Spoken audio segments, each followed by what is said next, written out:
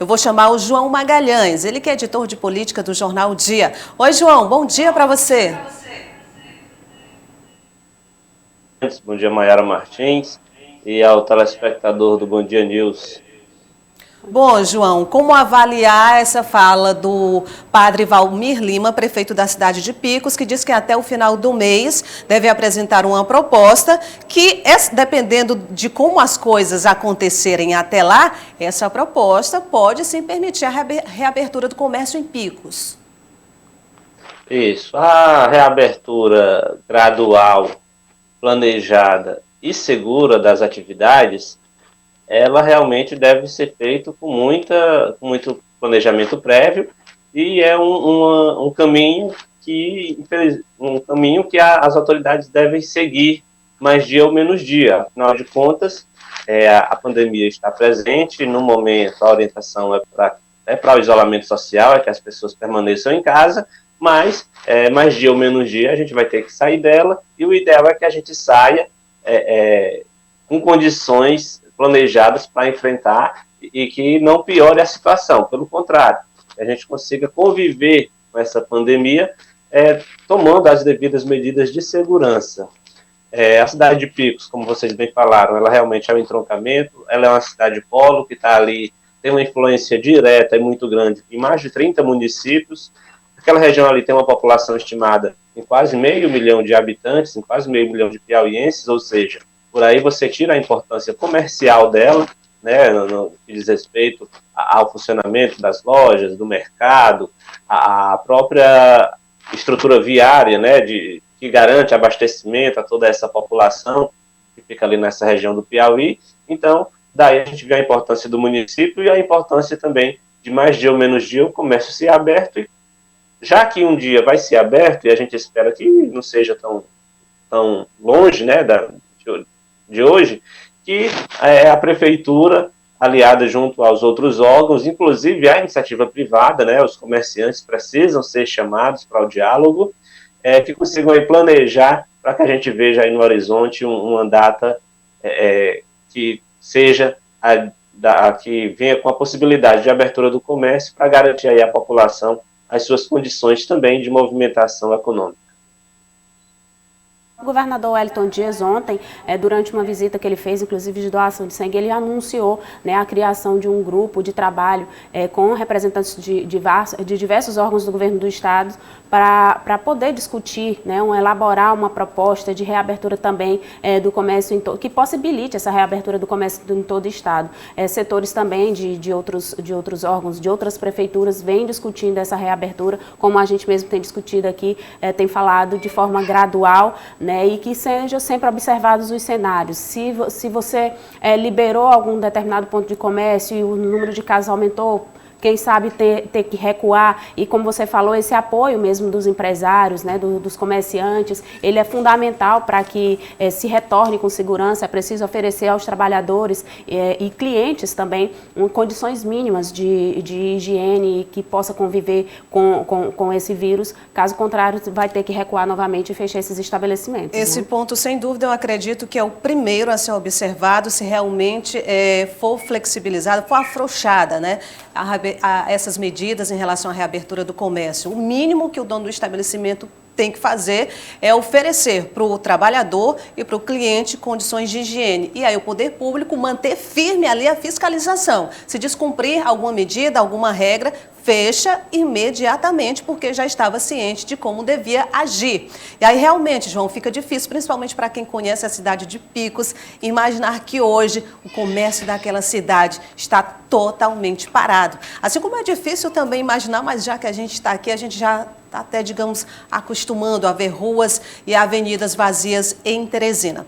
Mas olha, João e Mayara, numa videoconferência com representantes de setores técnicos da Prefeitura de Teresina, o vereador Aloysio Sampaio também tratou da possibilidade de reabertura do comércio aqui na capital.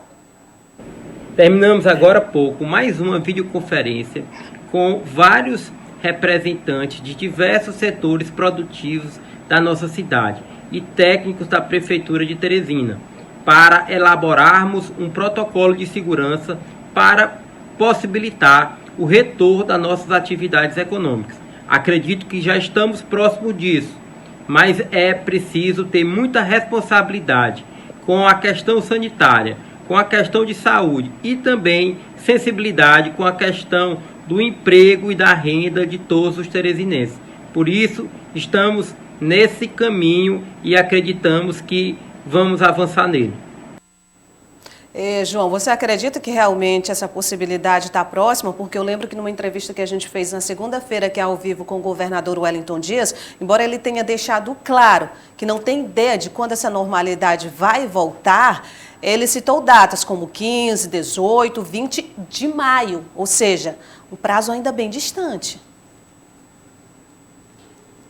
Eles têm vigência, né, até o final desse mês, e daqui para lá, tanto o governador Wellington Dias quanto o prefeito Firmino Filho vão se reunir aí com os comitês de enfrentamento à pandemia para avaliar a possibilidade de quantos dias, né, mais a gente vai ter esse cenário de isolamento social e de fechamento do comércio para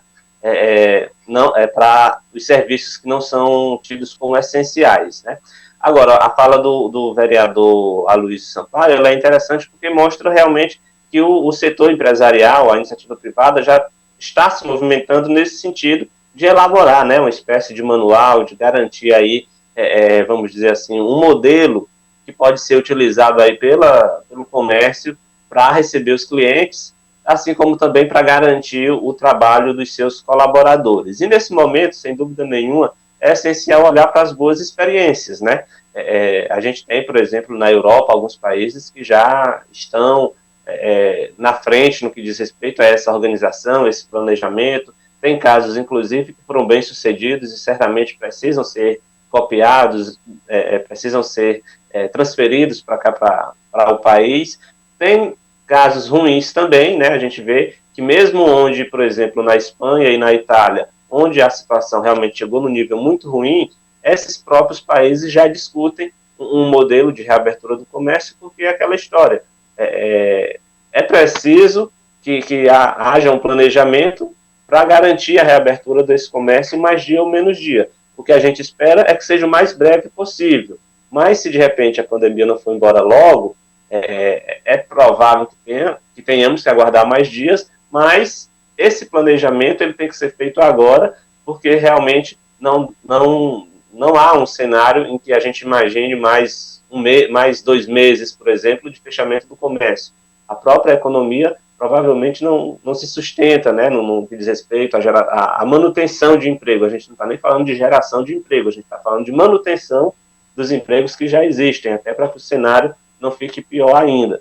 Então, realmente, essa organização que o vereador Aloysio Sampaio explanou aí no seu vídeo, ela mostra que realmente é necessária e traz, de uma certa forma, uma tranquilidade, porque a gente observa que os empresários, que a iniciativa privada está tendo essa preocupação de, nesse momento, embora o comércio esteja fechado, já estejam aí elaborando um modelo, um manual para quando as atividades retornarem.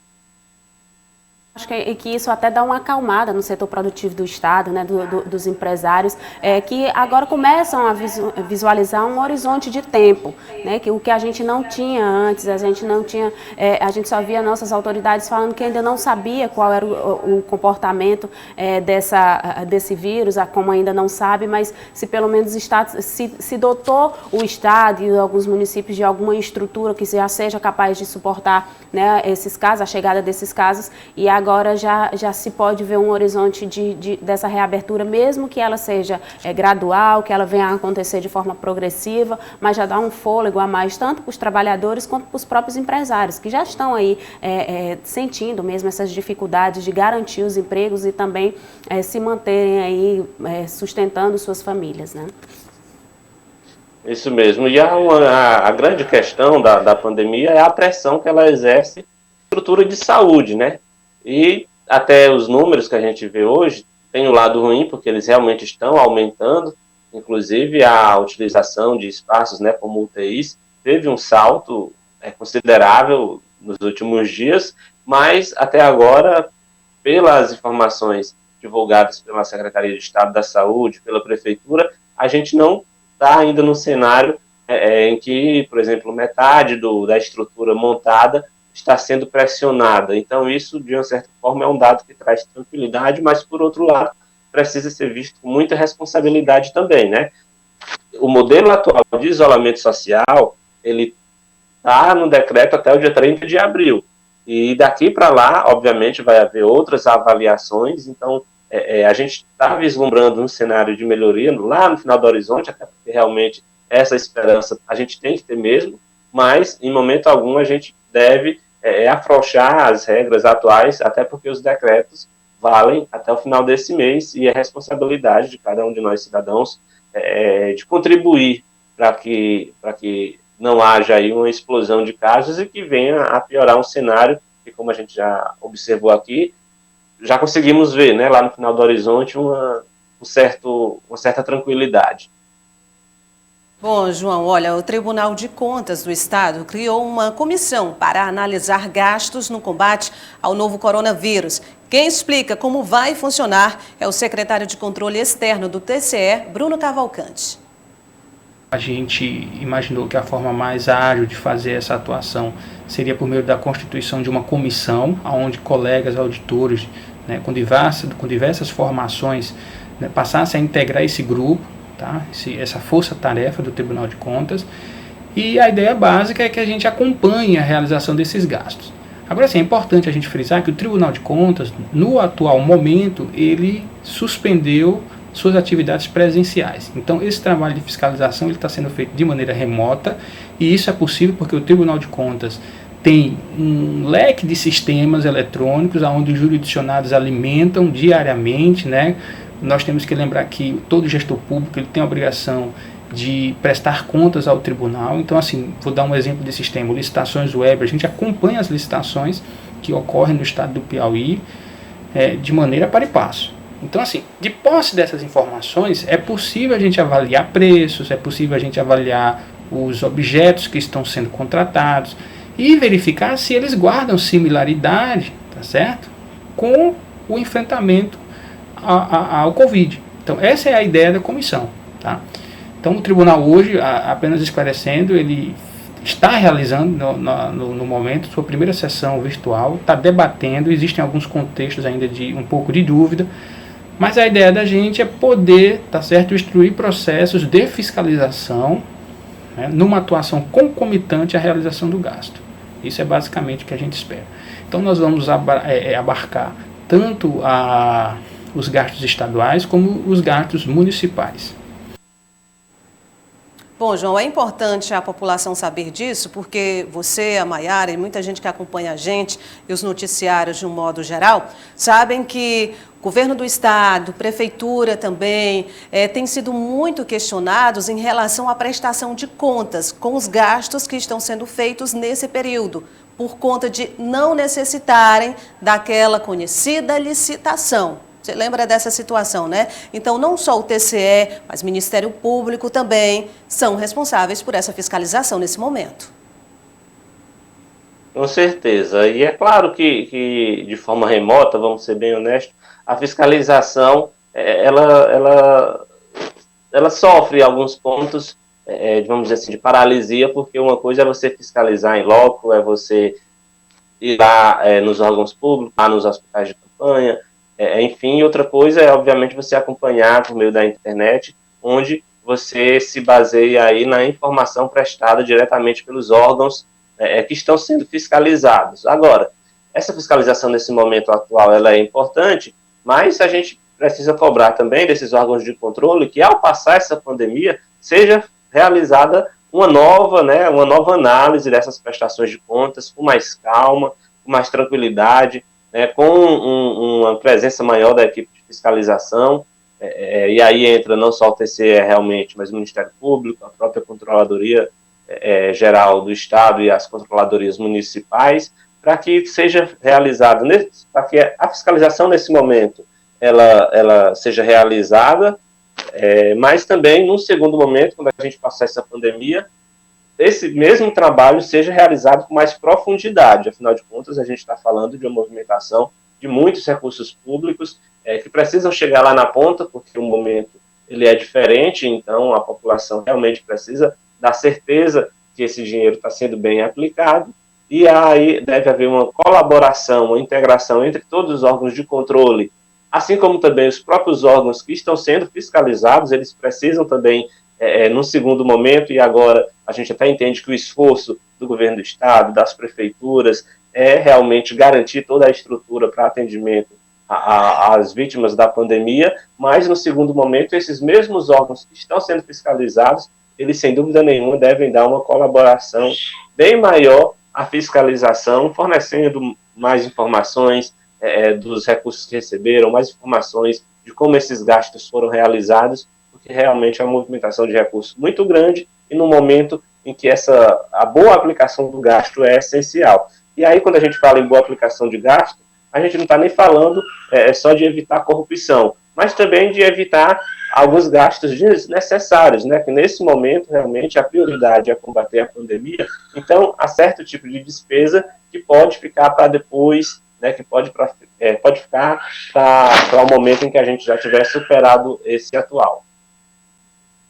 Lembra que são recursos nesse momento, por conta da demanda da Covid-19, são recursos do caixa do próprio governo do estado, recursos do governo federal, recursos de emendas parlamentares, ou seja, é um momento em que principalmente todos os políticos estão contribuindo de algum modo, financeiramente falando, claro, mas com valores diferentes para o combate da pandemia do coronavírus. E aí eu acho que todos esses recursos devem ser contabilizados, sim. O próprio, por exemplo, deputado, seja ele federal, estadual, ele pode pedir contas do valor que ele destinou como emendas para ser utilizado nesse momento, não pode? Inclusive, Nádia, só complementando, o próprio Ministério Público Federal também, aí os procuradores já anunciaram que vão fazer essa fiscalização, já pediram essa prestação de contas por parte dos governos dos estados, de relação aos recursos que foram destinados via governo federal para esses estados e municípios. Eles querem uma prestação de contas rigorosas aí, né?